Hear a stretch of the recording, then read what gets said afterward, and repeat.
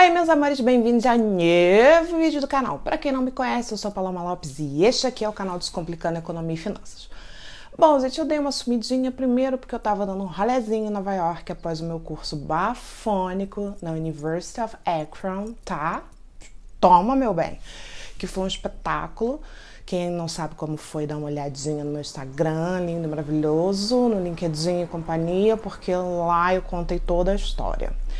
Mas eu dei essa atrasadinha e resolvi esperar até hoje para ver o bafafá que ia dar de gasolina. Como está muito confuso ainda, eu vou relatar até o prezado momento que está rolando. Mas antes de irmos para nosso vídeo, não se esqueça de se inscrever nesse canal, de deixar seu like maroto, afinal de contas a gente precisa expandir o Plano Maverso a qualquer custo. A louca? Não, então roda a vinheta. E, como sempre, temos a participação dela, Master Blaster Ultra Power Caneca, gente, hugs e ai. How you doing? Gente, eu fui na Experience of Friends em Nova York, tudo bom, gente. Daqui a pouco vai ter fotos, tá? Porque eu ainda não consegui nem parar pra bater fotos. Mas, sem mais enrolação, bora entender o que tá acontecendo com essa inflação louca, com os indicadores econômicos, com a bagulhada toda que tá rolando, graças a guerra, menino da bicicletinha e nosso amado, só que não presidente. Simbora lá? Vem comigo que eu descomplico. Bom, gente, na última quinta-feira, a Petrobras ela anunciou um aumento de 24,9% para o diesel, 18,7% para a gasolina e 16% para o gás de cozinha. A partir da refinaria. Vamos entender o que está acontecendo. A mediana das estimativas do IPCA, que é o Índice de Preço ao Consumidor Amplo, que nada mais é o índice de inflação oficial do nosso país, ele avançou pela 9ª semana consecutiva. Então, quando a gente olha para o relatório Focus, ele saiu de 5,65 para 6,45. Então, essa alta de 0,8 pontos percentuais, ela ocorre logo depois desse reajuste da gasolina, em mais de 18%, e o diesel em mais de 24%, cerca de 25%, que aconteceu na sexta-feira. Aí o mercado falou assim, e agora? Precisamos revisar. Então, a gente acabou vendo uma revisão da inflação pelo Banco Central e ele está se vendo fora da meta, gente. A meta é de 3,5, com tolerância de 1,5 ponto, ou seja, ele tem que ficar entre 2 e 5.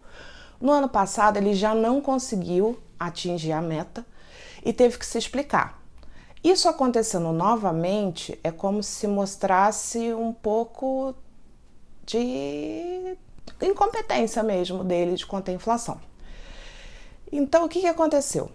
No relatório que sempre sai, né, o Boletim Focus, o que a gente percebeu?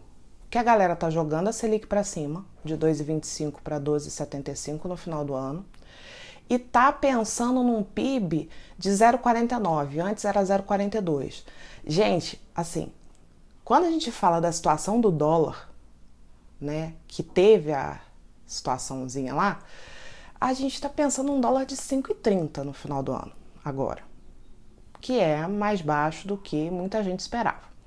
Então, assim, no final das contas, houve muitos reajustes para 2023 e 2024. Então, por exemplo, a gente saiu de 3,5% do IPCA para uma projeção de 3,70%. Então, um negócio assim, a Selic estava em 8,25%, a gente já subiu a previsão para 8,75% em 2023. E aí, gente, isso faz com que a gente esteja vendo no mercado um grande medo, né? O mercado, ele está pensando aí, se antes ele estava com uma estimativa de 1,5% de crescimento do PIB para 2023, ele já baixou isso para 1,4%. Então, o que o mercado está apontando? Gente, ó, a gente está vendo a inflação subir, eu não estou vendo movimentação, estou falando como mercado, tá? Eu não estou vendo uma movimentação generalizada para conter esse aumento dos preços. E agora? Aí, na sexta-feira, o Jair Bolsonaro anunciou uma alíquota fixa para os combustíveis de ICMS. Então, o teto ele zerou também o PIS e o COFINS sobre o diesel e o gás de cozinha até o final de 2022. Muita gente criticou isso, dizendo que a perda de arrecadação é de mais de 20 bilhões de reais. E aí, gente, Esse pepino acontece de você tentar intervir num preço e a emenda sai pior que o soneto. Porque assim, a gente tem uma série de medidas que ainda estão penduradas por uma questão orçamentária. Não tem espaço no orçamento público para fazer determinadas coisas. Se não, né, novamente a gente já furou o teto, furaria mais, e tem pendência judicial, essas coisas todas. Quais são as coisas que se colocou? Um auxílio gasolina para motorista de baixa renda, principalmente a galera que vive de aplicativo, né? Para poder dar uma melhorada e viabilizar, seria mais ou menos 3 bilhões de reais. Aumentar o número de famílias que recebem o Vale Gás, na verdade dobrar esse número, que são mais ou menos 2 bilhões de reais. E, no final das contas, esse dinheiro precisa vir do Tesouro. Como que ele vai fazer para compensar essas coisas? Aí é que tá o BO, sabe? Tipo, estão estudando diversas coisas em outros países, como foi feito para segurar, né? Já se pensou num fundo, mas nenhuma das medidas que até agora foram adotadas tem impacto imediato. Primeiro, porque o lance do ICMS ainda vai ter guerra com os governadores, isso é fato, sabe? O ICMS para os governadores é tipo, não toque na minha caixinha. Então, a gente nem sabe se isso vai funcionar direito. A única medida que a gente tem certeza é a desoneração de cerca de 20 bilhões dos tributos do governo federal, que aí são cobrados sobre o diesel, o biodiesel, o gás natural, né? E o querosene para aviação. Mesmo assim, a gente não sabe se isso vai chegar na bomba, sabe? Todos os técnicos que eu conversei, todo mundo fala o seguinte: a possibilidade disso chegar para o consumidor final é muito baixa. Eu achava que eu estava errada, né? Porque eu estava super assim, do tipo, isso não vai fazer nem cosquinha. E conversando com diversos amigos, e todos eles falaram, não tem como. Ainda mais pelo seguinte, na cabeça deles, eles iam reduzir 60 centavos o imposto por litro de diesel, 33 pela União e 27% dos estados. Só que ao ter um novo reajuste da Petrobras, ia dar mais ou menos 90 centavos por litro, no final das contas, o impacto do todo é de 30 centavos. Aí vocês vão dizer assim pra mim, mas Paloma, eu sou caminhoneiro, 30 centavos por litro é muito. Eu sei, meu amor, eu não tô dizendo que não tá, né, que não é muito, que nem que é pouco. Eu só tô dizendo o seguinte, essas medidas dificilmente vão chegar na ponta. Vão chegar para o caminhoneiro, vai chegar para a pessoa que é motorista de aplicativo, vai chegar para mim, vai chegar para você. É muita coisa ainda para rolar debaixo da ponte.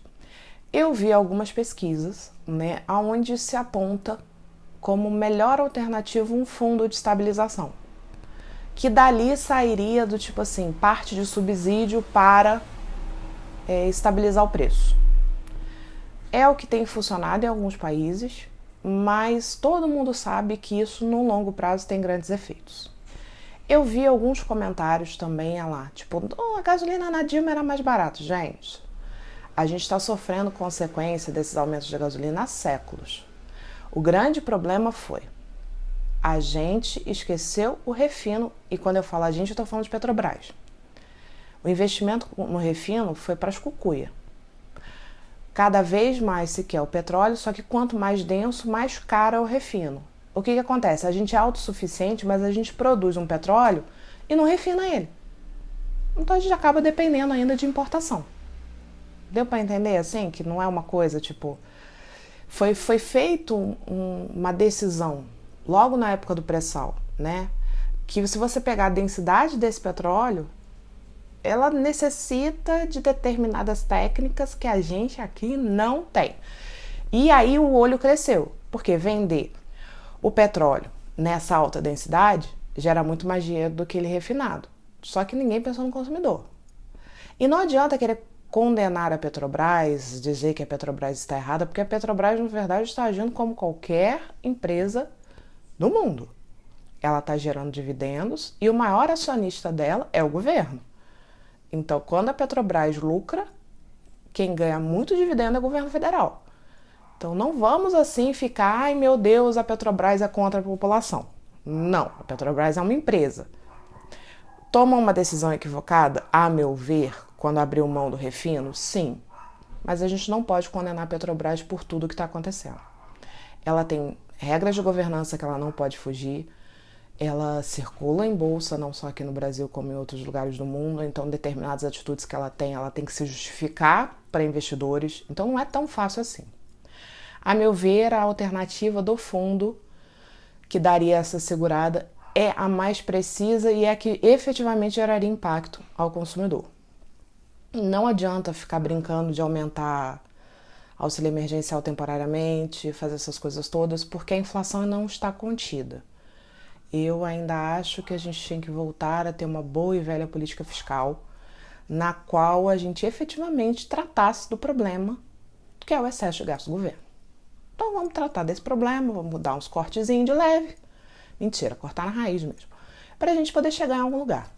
Porque senão a gente vai continuar refém, né? De ter que ter um volume alto de receita. Então, quando a gente abre mão de qualquer arrecadação tributária, é um problema sério. Então, quando a gente abre mão de qualquer arrecadação tributária, é um problema sério, não é fácil de se lidar. Mas é o que tem para hoje. Bom, gente, eu aguardei até hoje, quarta-feira, por volta de 2 horas da tarde, para ver se teria mais alguma novidade em relação a isso. Mas até o momento em que eu gravei esse vídeo, não tinha. Agora vejo vocês no próximo domingo, mantendo a constância dos nossos vídeos todo domingo. Se você tiver alguma dúvida, deixa aqui nos comentários. Se você gostou, deixa nem que seja um emoji ali bonitinho, né? Para eu saber que tá indo bem, que você conseguiu entender. Não esquece de deixar seu like maroto, só assim o algoritmo do YouTube entende que isso aqui é bom e que deve ser passado adiante. E qualquer novidade, qualquer bomba que aconteça, porque pode ser que aconteça, fiquem de olho nas redes sociais. Então aqui, ó, dá uma olhadinha lá que eu tô sempre soltando algumas diquinhas de economia. Um beijo, tchau!